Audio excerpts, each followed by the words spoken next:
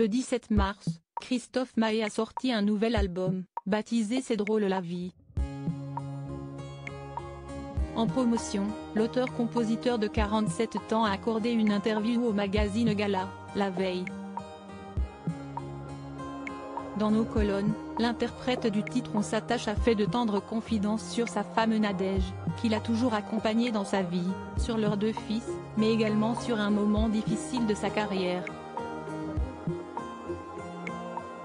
Grâce au producteur Jean-Claude Camus, avec lequel il a eu la chance de travailler avant que celui-ci ne prenne sa retraite, l'ancienne figure emblématique de la comédie musicale Le Roi Soleil a pu faire la rencontre de Johnny Hallyday. En 2009, le taulier lui permet de faire les premières parties de sa tournée des stades. Une opportunité incroyable, mais qui ne s'est pas tout à fait déroulée de la meilleure des façons.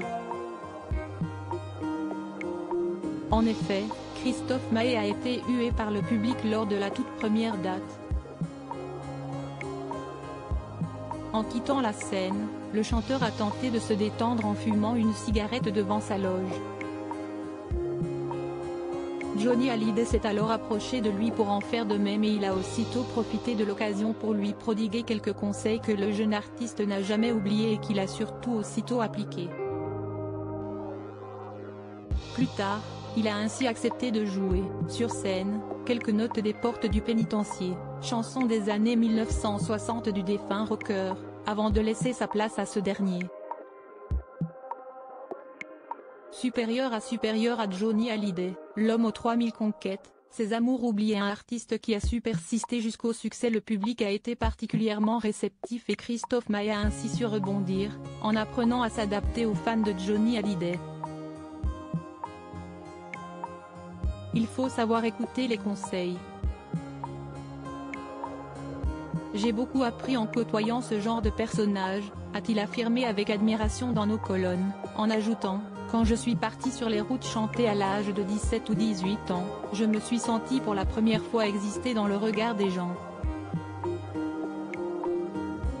Alors j'ai persisté, je savais qu'un jour, j'y arriverais.